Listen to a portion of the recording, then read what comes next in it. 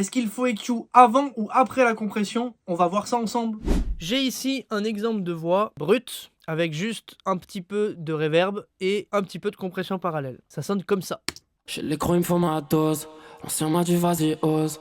Mon rolo, je dois faire ce cash, ce ice, tu connais, y'a jamais de peau. Donc l'idée, c'est de mettre l'EQ avant ou après le compresseur. Alors qu'est-ce que ça va changer? En fait, ce qu'on fait très souvent, c'est de mettre un EQ soustractif avant le compresseur pour enlever tout ce qu'on ne veut pas dans le signal. Comme ça va pas venir faire réagir le compresseur. Et ensuite, derrière, on met souvent un deuxième EQ qui est plutôt additif pour venir rajouter des choses une fois le signal compressé. J'ai sur cette piste un compresseur TubeTech CL1B et j'ai deux EQ, un avant, un après, qui sont en fait exactement les mêmes. J'ai fait juste des réglages basiques avec un coupe bas et un petit dip dans le low mid.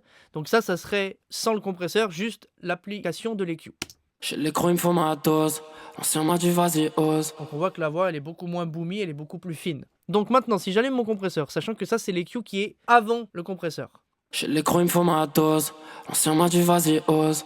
Mon rolo, je dois faire ce cash, ce ice, tu connais, y'a jamais de pause. Donc on voit que le compresseur réagit un petit peu, on a un maximum de 2 dB à peu près de réduction. Maintenant, si jamais je mute cet EQ et je le remets donc exactement le même, mais cette fois-ci après le compresseur. Regardons ce qui se passe. Ça veut dire que le signal rentre non traité dans le compresseur et ensuite il est égalisé. Voilà ce qui se passe. J'ai l'écran, il me faut ma dose.